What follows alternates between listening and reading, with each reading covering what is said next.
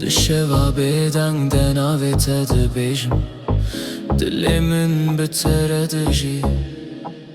Di çavên te de ez dîtim rûnahî Mîna sterkek dişeva tarî Dinya bê te wisa bêreng e Bitere jiyan mîna xewne Tu dengê dilê min di her demê Tu evîna min di her şevê Her gav ku navê te dibêjim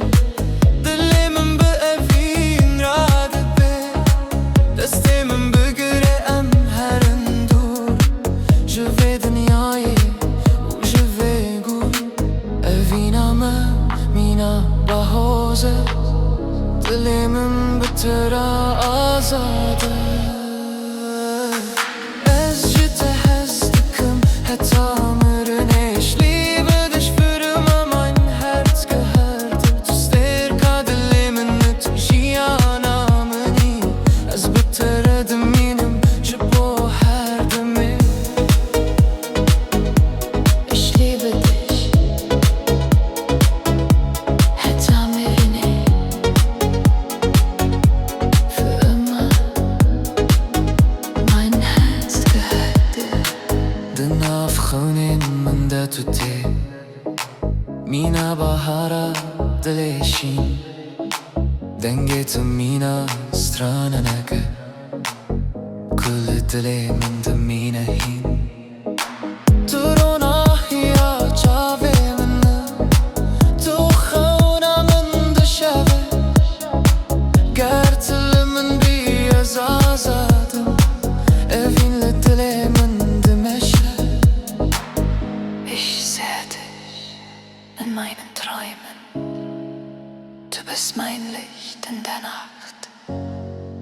Ez ji te hez dikim Tu yî evîna min Für immer und ewig Dilê min ji te re ya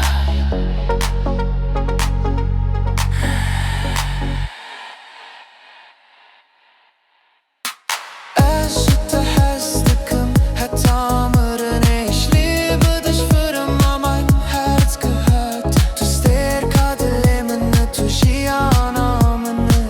Bi te re ez tamamim ji bo her demê Ich liebe dich heta mirinê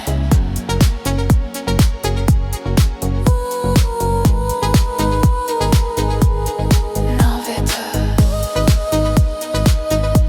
di dilê min de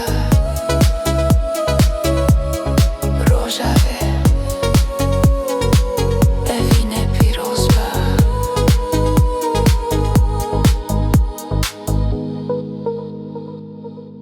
Ich liebe dich heta mirinê